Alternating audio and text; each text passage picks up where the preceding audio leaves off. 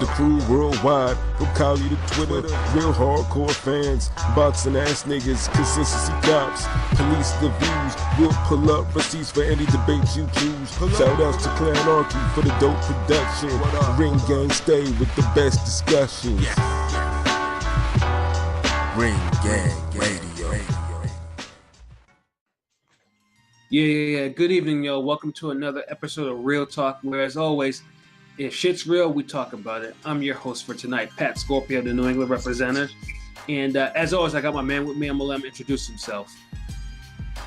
What it do, man? Shutterworth Da Gawd, the GOAT artist. Soul Wars in the building. Lauderdale. Ring Gang Radio.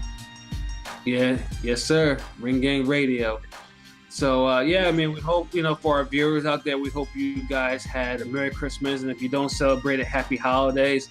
And if you don't even want to hear Happy Holidays, well, just pray for our pagan souls, quote unquote. And and then, just have a coconut smile and shut the fuck up. So this past weekend, man, before Christmas, there was, it was pretty lit, man, for boxing. Since it was the last full slate of boxing for the year. First, of course, we're talking about the PBC on Fox card with the Charlo brothers. But before we get into that card, we are going to talk about the two fights that were in England that were incredibly lit. The first fight we'll talk about is Josh Warrington making his first title defense of the IBF featherweight title that he won from Lee Selby in a pretty brutal and bloody fight versus Carl Frampton. LB, what did you think of that fight? Man, first off, I want to say, Josh Warrington, low key, if Usyk didn't have the year he had, Josh Warrington would really be my pick for fighter of the year. Yeah, I mean, he's definitely a good candidate, man. And it's a shame though that a lot of the the publications and whatnot have already started. I mean, they already started doing this before his fight came off because I'll tell you the truth. I actually thought Josh Warrington would actually get KO'd with his style against Carl Frampton. I really thought it wouldn't be that competitive at all. Although I thought it'd be a good fight, but he would lose clearly. I thought Frampton. I mean, I even said it. I thought Frampton would just piece him up, outbox him, outfight him, and everything. But man, this motherfucker was a buzz off. He did from round one. That first round was fade on sight. I already knew what owe the money, man. Yeah, dude came in like a buzzsaw, do. Carl Frampton had literally Carl Frampton had that and just never got into the fight. That first round, he got rocked, and Warrington has 6 KOs. I mean, he's not known for knocking people out like that or even stunning people like that. He just gives them that volume punching work. But Carl Frampton had him stumbling over the ring like that. It was just he started boom, boom. He thought these ridiculous pure intensity. Yeah.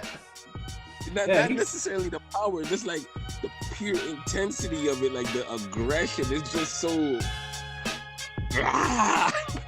Yeah, it was just so raw, and Carl Frampton, because he's considered a top fighter, especially at top, especially at featherweight, and this is the guy that Leo Santa Cruz pretty much went life and death with, and basically both fights were close. This fight was not close. I mean, Warrington got in Frampton's ass on some real shit. Frampton won 3 rounds to me, Yeah. Yeah, and those were the rounds where I think Warrington took a slight breather. But Warrington didn't let Frampton breathe. Every time Frampton thought he adjusted, Warrington turned and was boom, boom, boom, boom, boom, boom, boom, boom, boom, boom. And then Frampton is just what the fuck? And you can tell Frampton was so frazzled. He never got into whatever game. The look was all on his face, bro. Yeah. Dude had all types of trademarks and knots and speed knots all over his face and his forehead, man. He had no idea what to do with this. And I think it's a good fact that Warrington is not really the hardest puncher, and Frampton's chin is actually pretty good, because a normal fighter would have probably just been stopped. But yeah, Warrington just did not stop me, and Warrington did actually show some pretty good boxing too.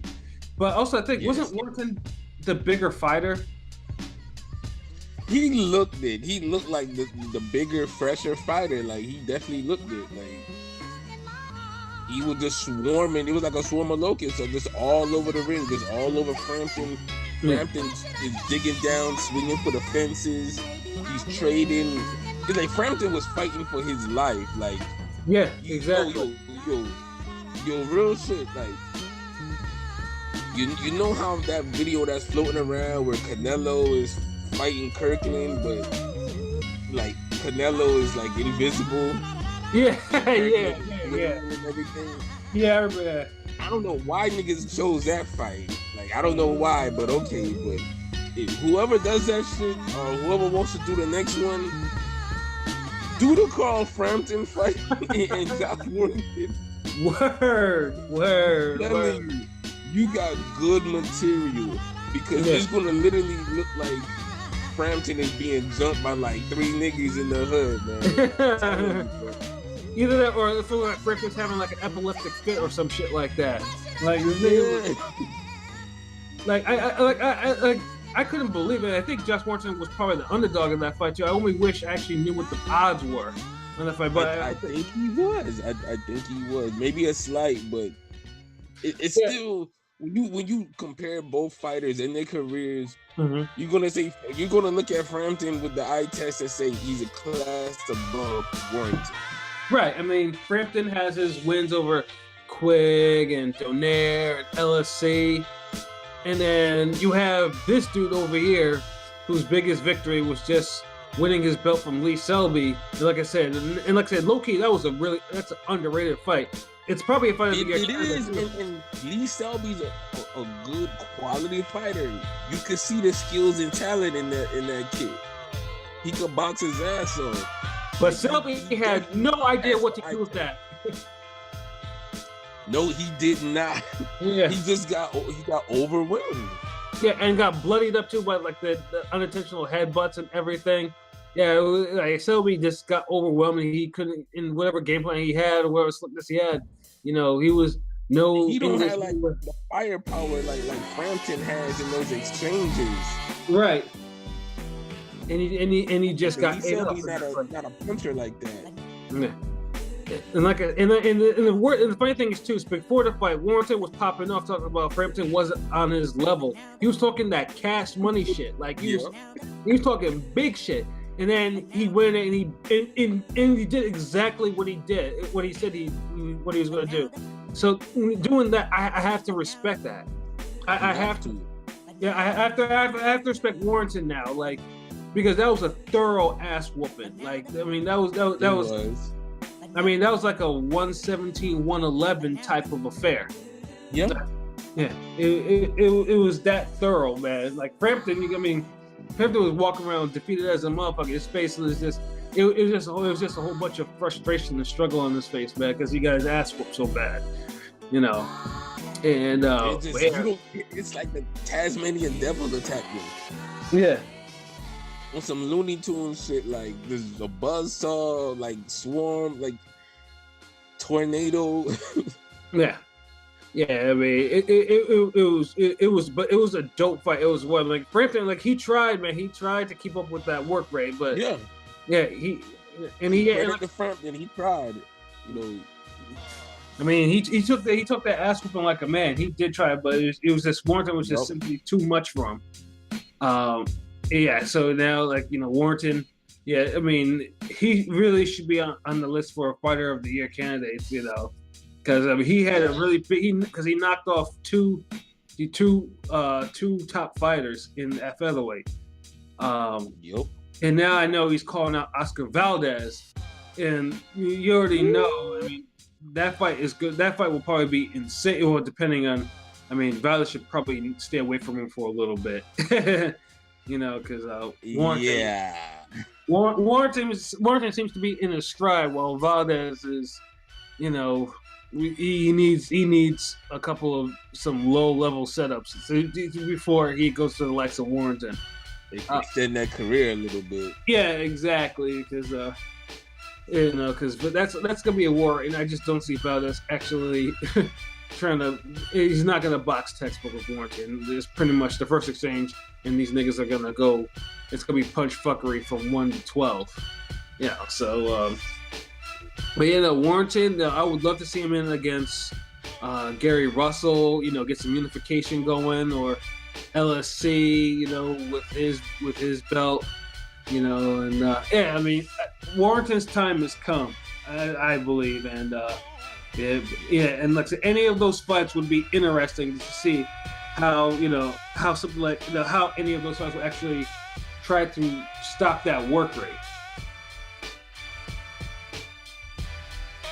And I don't think it's just a work rate thing. Like it's the intensity, man. Like that ferocity, man. Like it's one thing when you're going hard at somebody like Sean Porter and you're aggressive, but you're winging shots and you're open and you're doing roundhouse punches and you know, you just wild with it, but you're ultra aggressive, so it's like hard to deal with. But it's another thing when you're aggressive like that and you're swarming somebody, but you're throwing compact, you know, technical sound punches. Like if you notice, like those hooks and shit that Warrington was throwing, they weren't wide. There was like just enough out of they were just looped just enough where he could just rattle off a whole bunch real quick. You could like blitz somebody like that, but if you're swinging, doing these wild wind up telegraph hooks and you're all wild, even if you're throwing them fast, you're giving the fighter the opposite of you're giving your opponent a chance to tie you up, counter, or do something else. So credit to Warrington really applying like some craft to what, you know, to the strategy he had. Because it's harder. It's definitely harder to get away from somebody who's swarming you and they're throwing technically sound punches. Yeah, exactly. I mean, that's the only point I want to just make on that. Like, yeah, it's the reason why pressure fighters like, you know, Chocolatito and Spence and Golovkin, they're feared because they pressuring you and it's all sound. It's not just no wild animal with gloves on just charging at you. Exactly. And he was doing it, whether it was in the center of the ring or Frampton getting bullied on the ropes. You know, it was just punches from all angles. Yeah, and like I said, they were tight and compact punches too. Like, yeah, they weren't just, like I said, they weren't wild punches, and it was just, like I said, he just had, Frampton had no answer for this. Like, yeah, it was actually amazing to see, you know, especially for someone who just has 6 KOs having this type of, you know, having these type of fights. The uppercut was there all night. It was there all night. But Frampton, it wasn't like Frampton had enough breathing room to actually try to do it. It's to throw one. I mean, damn. I mean, try. Oh man! But hey, that's why they fight the fights, man. Hey, we back here seeing that it looked like he could throw an uppercut, but we not in the ring. Exactly. You know, for all I know, we've been saying it. You know what I mean? Credit to both fighters and all the boxers out there. That's real shit. Yeah, it was just like, I mean, yeah, enough respect to Josh Warrington, man. You know, he's he's a quality featherweight, man. Hopefully 2019 he gets that big unification fight that you know, that he deserves, and he really does deserve it. And hopefully he makes a U.S. debut soon, you know, because I would love to see this. I'd love to see all this shit in person, you know, somewhere. He need to stop picking on his fellow countrymen, yo. Like, give him a rest now, man. Right, exactly. You the man over there. Yeah, time to come to America now. Come to the States, mate. and do put in some work. But also, so annoyingly, at the same time that this fight was going on, there was another fight going on. Dillian Whyte versus Dereck Chisora, the rematch. Rematch from their first fight of the year candidate from a couple years ago. It was annoying because I had to have two. Luckily I was at my folks' house and they have Showtime, so luckily I didn't have to. I didn't have to like watch both of them on my computer like I had to do with the Frampton Warrington fight because I have ESPN Plus. So it was kind of annoying having to flip back and forth. I had to watch back and forth because both fights were lit. LB, what do you think of Chisora Whyte 2? I think the first fight was better. This second fight, I felt like Dillian Whyte was a little bit too passive, which is crazy because it looked like both fighters came in better shape for the rematch than the first fight. Like, they both looked slimmed down, like, and everything, like, with real shit. Right. It looked like they both had real good fucking training camp. They did, especially Chisora. It looked like he had a good training camp. Yeah. It just didn't White just on the back foot a little bit too much, and I felt Chisora was just giving it to him for most of the fight up until the knockout. Yeah, he was like I said, I mean, the shots like when they were landing, like I mean, Dillian Whyte was buzzing Chisora. Chisora would recover, and then he was fighting back. Whyte started controlling like midway through the fight. But then Chisora would stagger him again with big shots. And then of course they start unloading with punches and stuff like that. They were really trading, but it wasn't like the intensity of the first fight either. And I think most of it is because of the damn ref. The ref was doing too much in this fight. Do you agree with that? Yes, I agree. That fucking ref was just, he was trying to be a star or some shit. I don't know, man, but I didn't appreciate the ref fucking up the fight like that. Like, people don't understand, like, when refs blow knockdown calls or they deduct the point that is inconsequential, like, never being really, it's not really just as fucking up the flow of the fight. Like, you fuck up game plans and you fuck up the flow of the fight, man. It's not about you, nigga. You refereeing the fight. Right. Exactly. And it's like it seemed like he was looking for a reason to dock Chisora. Especially like some of the low blows. I mean, I didn't think they were like the only thing that I thought that was worthy of a point being taken from Chisora was when he was bent over and he threw the upward elbow at Whyte, and he did that shit right in front of the referee, and when he was already in trial. That I thought was incredibly stupid. I was like, this ref is just looking to take a point, and you over here throwing back elbows and shit. I mean, that shit is barely legal in MMA, but you're doing that shit in the boxing league, my nigga. I was like, oh, it's like he fucked up. He fucked up big time. But yeah, it was just like.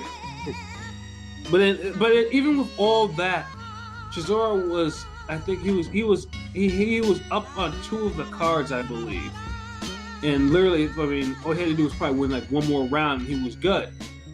But as Chisora was coming in, Whyte countered with a ridiculous hook. Knocked Chisora out cold. I mean, dude was rigor mortis. You know what I'm saying? Like, he was gone. He was out of there. You know what I'm saying? I mean, that's the knockout you see is in your like, someone call 911. He got hit. I think at the same time too. Like he got caught, and it's like he return fire. Like you know, Chisora hit him with a shotgun, and Dillian Whyte hit him with a fucking some Rambo 50 caliber shit. But yo, real talk though, White's left hook is fucking ridiculous. Because I mean, that's the thing. I think he knocked out Lucas Brown with the same type of hook, man. Yes, he did. Yeah, I mean that dude's left hook has some power behind it. I mean, because it's the second time I've seen him damn near kill somebody with that shit. and it was your boy AJ too with it. Yeah, I think he knocked down Joseph Parker with that punch too. So, yeah, if I remember in their fight. I mean, that he has one hell of a left hook, you know. But yeah, like at first I'm thinking to myself that fight, like all these deductions, I'm thinking to myself I was preparing myself for fuckery on the cards, because Chisora to me was winning the fight, but of course it was all for naught anyways. So yeah, man, like Chisora, I mean. It seemed like I don't know. It felt like everyone wanted Chisora to actually win this fight.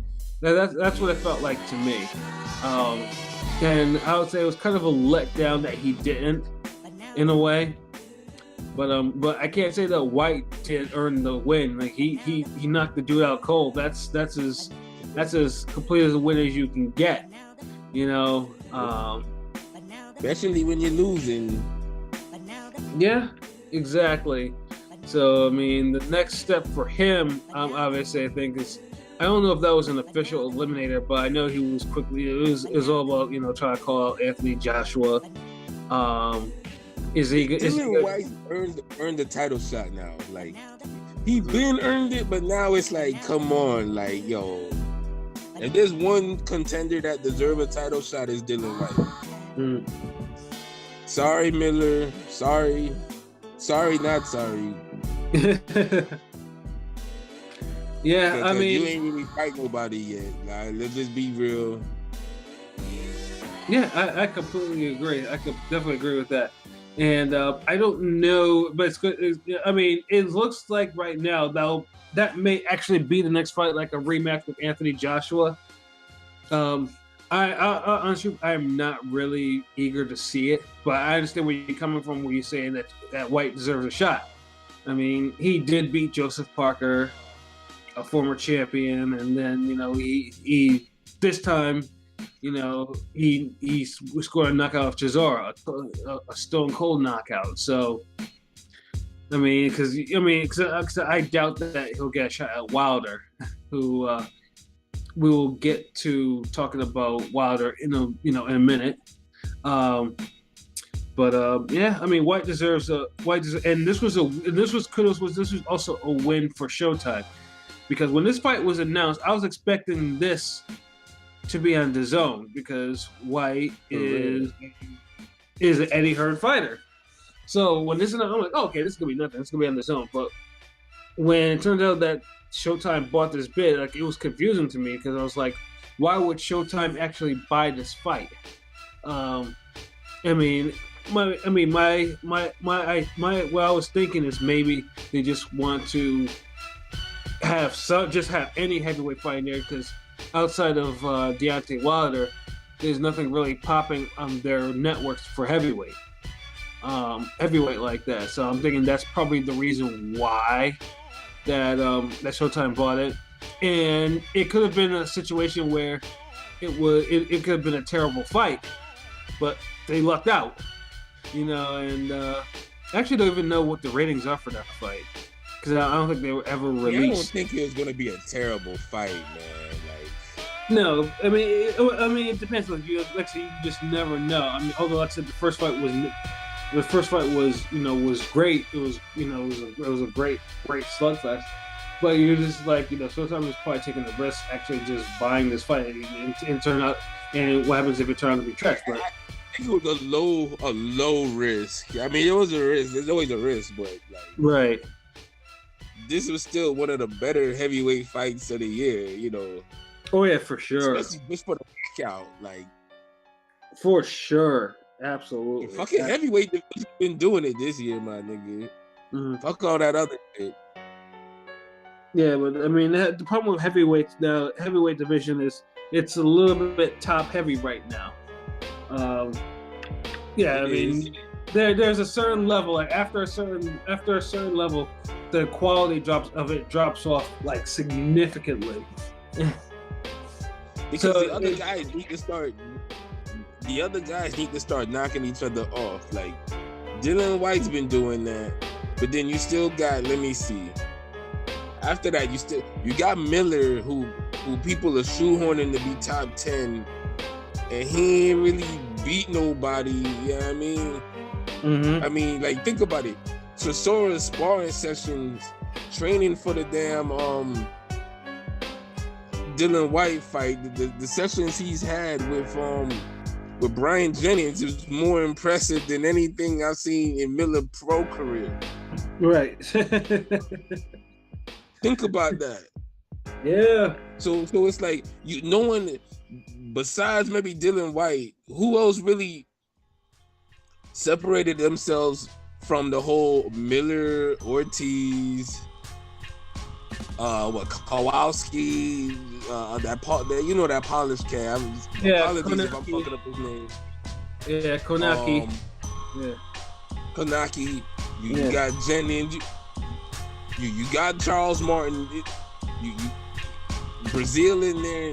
You got a little decent top 10. It's just these guys need to start somebody needs to start cleaning this shit up a little bit though. Right. That's all I'm saying. You got that's about 10 names. That's about at least 6 or 7 names I named. So